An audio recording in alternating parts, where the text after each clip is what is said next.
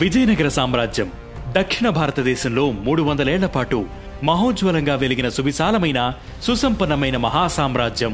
రాయల పాలనలో రతనాలను రాసులుగా పోసి అమ్మేవారట. అంతటి వైభవం గల విజయనగర సామ్రాజ్యం ఒక్క యుద్ధంతో పతనమైంది.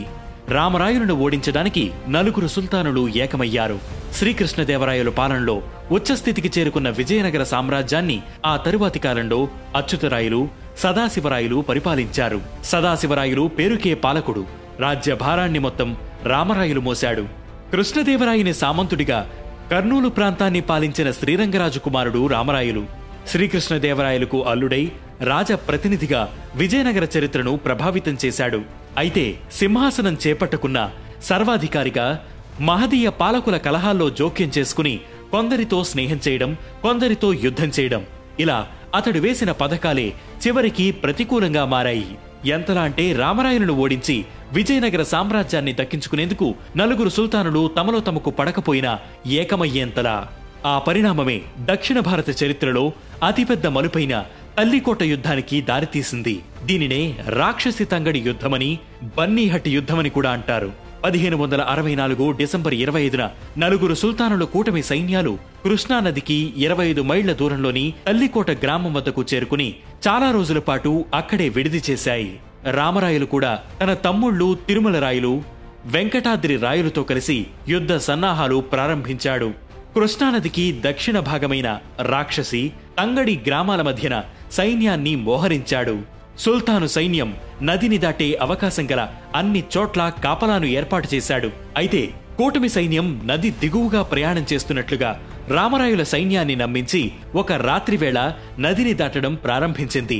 తెల్లవారేసరికి సైన్యమంతా దక్షిణాది తీరానికి చేరుకుంది. ఆ మరుసటి రోజున ఇరు పక్షాల మధ్య యుద్ధం మొదలైంది.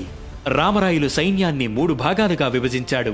ఎడమవైపున తిరుమల రాయులు అలీ ఆదిల్ షాను, మధ్యన రామరాయులు హుసేన్ నిజాం షాను, కుడివైపున వెంకటాద్రి రాయలు ఇబ్రహీం కుతుబ్ షా, ఆలీ బదీర్లను ఎదుర్కొనే విధంగా యుద్ధ వ్యూహరచన చేశాడు. కూటమి సైన్యం ఫిరంగులను మోహరించి వాటిని కప్పిపుచ్చుతూ 2000 మంది సైనికులను ఉంచింది. ముందు విజయనగర సైన్యంపై బాణాల వర్షం కురిపించి ఆ తర్వాత ఫిరంగులతో దాడి చేసింది. ఫిరంగులలో రాగి నాణేలను కూరి విజయనగర సైన్యంపై పేల్చింది. దాంతో సైన్యమంతా చెల్లాచెదురైంది. ఈ హడావిడిలో రామరాయలు పల్లకి ఎక్కబోయాడు. సరిగ్గా అదే సమయానికి ఫిరంగుల మోతలకు బెదిరిన ఓ ఏనుగు పరిగెత్తుకుంటూ రామరాయుల పల్లకీ వైపు వచ్చింది. అది చూసి భయపడిన బోయిలు పల్లకీని వదిలేసి పరిగెత్తారు.